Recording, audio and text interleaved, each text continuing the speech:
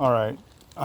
Some of you may or may not know my channel has suffered a little bit the last couple of weeks because I was involved in a pretty bad bike crash on a double black jump line. Broke my collarbone, broke a rib, punctured a lung, and that lung was 60% collapsed by the time I got to the ER. So I spent 3 days in the hospital, and now I'm almost 3 weeks into recovery from it.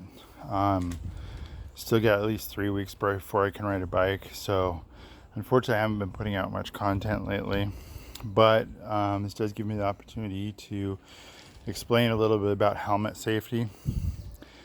When you crash on a helmet, there are some kind of stipulations about what makes the helmet still safe to use and what doesn't. And it's not always really easy to see why. So I'm just going to go through a quick rundown. Obviously, you're going to use your better judgment because you can't always see damages in a helmet.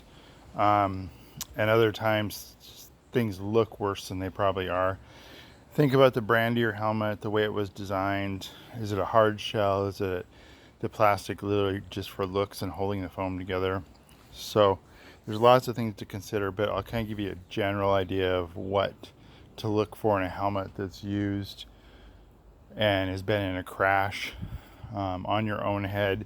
If a helmet's been on a crash on somebody else's head, I wouldn't recommend buying it because they might say it was a simple crash or it was a soft crash, but you could have damaged the part of the helmet that keeps you safe. So this is more pertaining to either a new helmet that you have bought or a helmet that is new at some point to you, but you've been the only one that's crashed in it.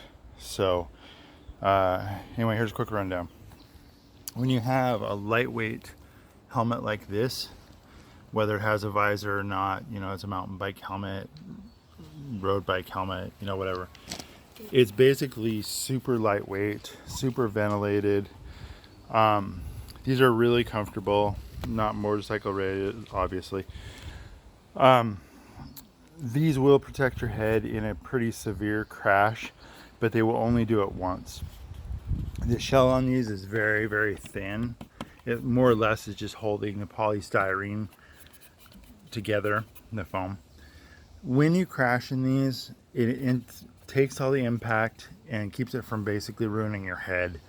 So sometimes you'll crash in these and there might be like a scratch or something. This one's actually just dirty. There's not a scratch on it.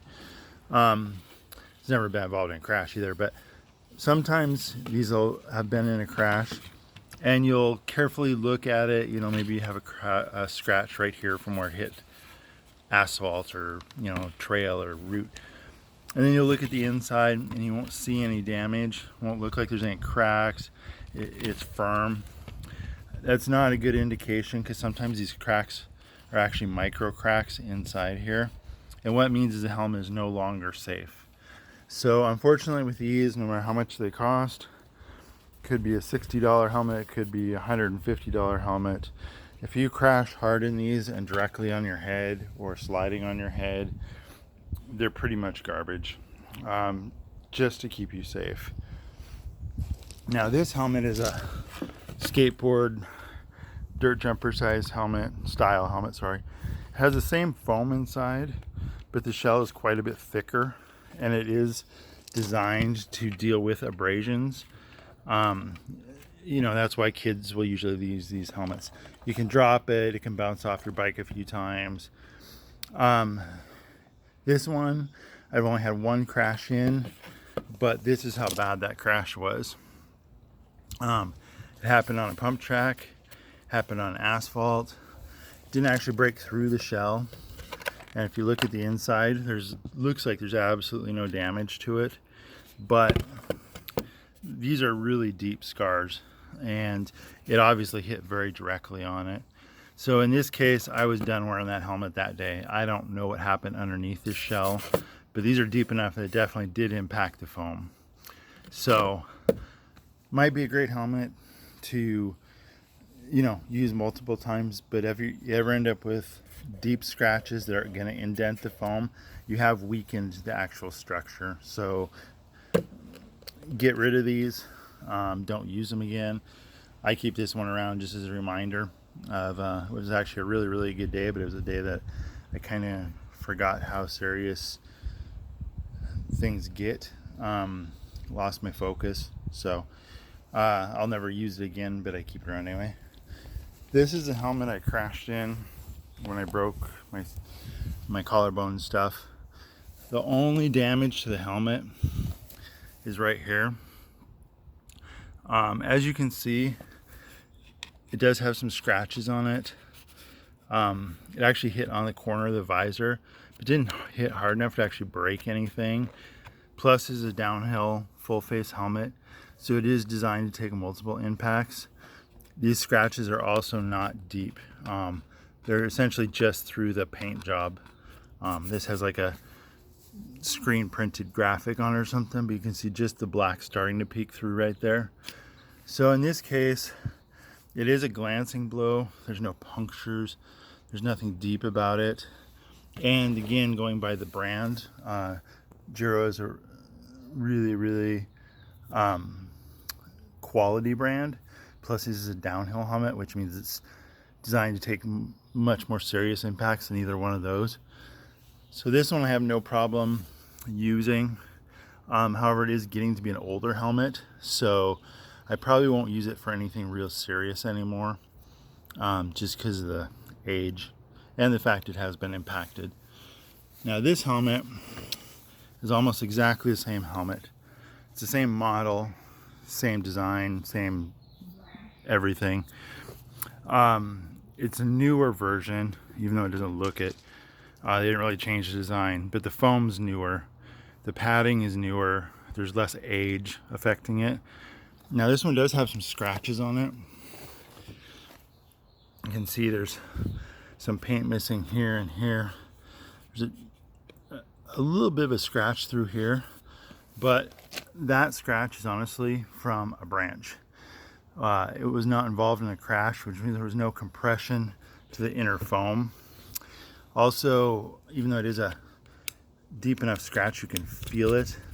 It's not cracking, it's literally just through the coloring. And as you can see, there was a lot of branches that day. And then this is actually damage from rolling around the back of a truck. So it's just through the paint. It's not damaging at all. All the graphics on here I did myself, so they've all been done since the damage. But this helmet is still good to go, even though it looks a little rough in some places. It's never actually had an impact, so that's one of those things that will, change your mind. Heavy duty, downhill rated helmet, really strong, some scratches. This one a little bit older, decent impact, but it was a glancing impact. Not really worried about this one. That one's garbage, and that one's never been a crash gym, but one good crash, and that one is garbage. So remember, your safety equipment is all that's keeping you from being a vegetable. So it might seem like an expensive cost to throw away a helmet that doesn't look damaged. It might seem like an expensive cost to get a better quality helmet when you can pick up a cheaper one, used or secondhand, or maybe that isn't a brand name. But honestly, the hospital bills, if you do damage yourself, are going to easily overrun the cost of the helmet. So think about it, make the investment in your safety and yourself now. And if you crash, if you hurt yourself, make that investment to make sure you stay safe in the future.